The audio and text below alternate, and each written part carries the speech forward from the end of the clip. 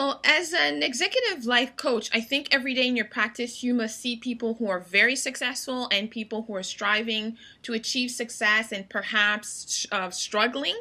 So, what's the differentiating factor between people who are successful and people who are falling short?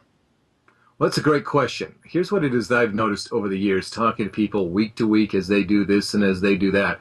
Those people that really live their values each and every day are the people that are in there, in the game, doing what it is that they need to do and making money. Anytime they stop living their values, it's amazing. It's like they start dropping through the floor. They stop making money. They stop being effective. They stop being focused. And so really the trick here is number one, figuring out what are your values? What is it you stand for? What do you really care about? What is it that you do, whatever it is you have to do so that you can live what it is that you really truly believe in? If you can learn how to do that regularly, day in and day out, people make money. People's lives are great. People's businesses are successful. That's the whole key when I see it again and again and again. Okay, so you're talking about here, you just said something that's quite important. You said that people who live their values are people who are successful. But what does it mean to live your values? What are values? And I think a lot of people might wonder, well, I'd love to be more successful. I'd love to be able to live my values day in, day out, but I have no idea what values are. Well, values are those things those things are really tricky to answer because most people may think that they know what their values are, but in fact they don't. Oftentimes what we find is that people are living the values of somebody else. They're living somebody else's expectations. They're living somebody else thinks that they should be doing or being in their lives, or what they should have or shouldn't have in their lives. There's a lot of crazy stuff that goes on in people's head, and it takes some time to really sort that through and say, this is what it is I really stand for. This is what really and truly matters most to me. I've done some work with groups and said, okay, here's the work to do the values. Here's your assignment. Come back next week. Let's take a look at what you come up with. Okay. And it's fascinating to watch people as they've actually done the work and come back and report on it.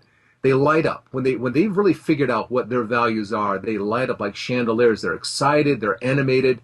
They're just feeling motivated. They're feeling really great even as they talk about these values. And when they're not sure, they're kind of withdrawn. They're this, they're that. They're really not on target. They're just kind of they're in a state of confused. That's really what it is. And when you really take a look at how people live their lives, there's only two ways that people really live, and that's it. It's just really simple. And that is either we're living what it is that we love, that we really care about, or we're being driven by our fears. Most people are driven by their fears. And because of that, they're not living the lives that they really want. They're really in a process of avoidance. They're really, you might say, they're living a life of procrastination. That's an easy way to put it. So they're basically waiting instead of living the life that they actually really want to live. They're just sort of in this waiting pattern, waiting mode. Yeah, some people are. It's really obvious when they're being driven by their fears. Some people get very combative. They want to fight. They want to argue. It's the whole thing of fight, flee, or freeze. Like that whole thing.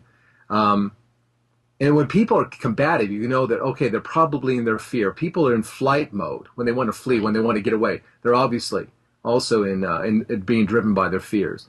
And then when people just kind of freeze and they don't know what to do, they're also being driven by their fears.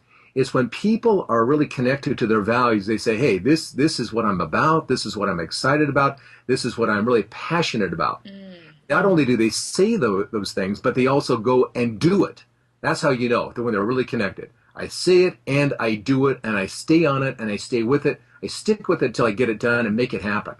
So it's interesting because you just talked about sort of the word passion here. You just mentioned the word passion. So passion is a driving force basically in terms of success. So the people who are the most successful are people who are basically living their passions. And I think people have, we've heard this before, we've read this before, this is not new. But if somebody is watching this and thinking to themselves, well, I really don't know what my values are, and I really don't know how I'm supposed to live my passion, how would somebody like that be able to turn their lives around in terms of finding out their values and finding out what they're passionate about, what drives them, what fuels them, and being able to get onto a course where they're living a much better life and obviously building a much more successful business?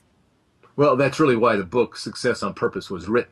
It's not one of those things you can just simply say, okay, this is the answer, flip the switch, now you've got it all figured out. It's not quite that easy. You actually have to go through a process of sitting down with yourself.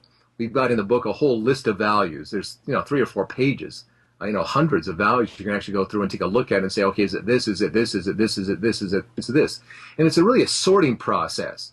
And by putting it down on paper, it gives you an opportunity to take a look at and just start sorting through it. And in that process, you start selecting the ones that really make sense to you. In fact, the word selecting is probably not exactly right. It's more like discovering or uncovering what are your real values.